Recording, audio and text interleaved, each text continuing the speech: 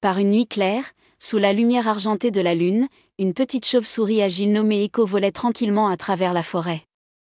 Il aimait déployer ses ailes et planer dans les airs, sentant le vent frais caresser sa fine fourrure. Mais soudain, une forte rafale d'air le frappa et lui fit perdre l'équilibre. « Oh non !» cria-t-il en s'effondrant au sol.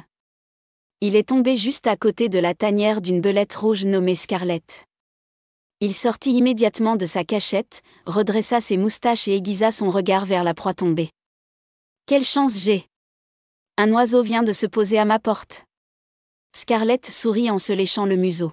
« Je ne supporte pas les oiseaux, alors je vais te manger. » Echo réalisa qu'il était en grand danger, mais il était non seulement rapide dans les airs, mais aussi dans la pensée. Clignant de ses yeux noirs et étincelants, il répondit. « Oiseau ? Je. » Scarlett, regarde de plus près. « Je n'ai pas de plumes, je n'ai pas de bec. Je ressemble plus à une souris, tu ne trouves pas ?» La belette pencha la tête et le regarda attentivement. C'était vrai. Ses ailes ressemblaient plus à de fines membranes qu'à des plumes. « Tu as raison.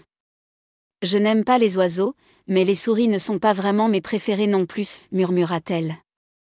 Ok, sors d'ici avant que je change d'avis. Echo n'attendit pas qu'on le lui dise 2 fois et s'envola en chuchotant dans l'air de la nuit. Mais le destin avait d'autres plans pour lui. La nuit suivante, alors qu'elle essayait d'attraper un papillon de nuit, Echo a de nouveau perdu l'équilibre et a atterri directement à côté d'un autre terrier. Cette fois, il s'agissait d'une belette brune nommée Hazel, qui sortit rapidement, les yeux pétillants de joie. « Voici une souris parfaite pour le dîner.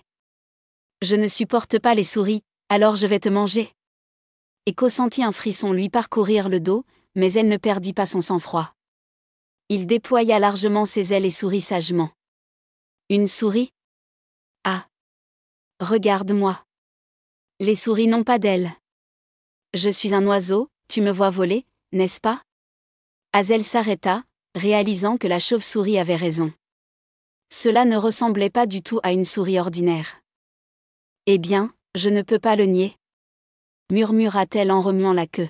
« Je ne supporte pas les souris, mais les oiseaux ne me dérangent pas, sors d'ici avant que je change d'avis. » Echo s'envola immédiatement, apprenant une précieuse leçon. Parfois, l'intelligence vaut plus que la force. Et à partir de ce moment-là, il faisait plus attention où il volait. Fin.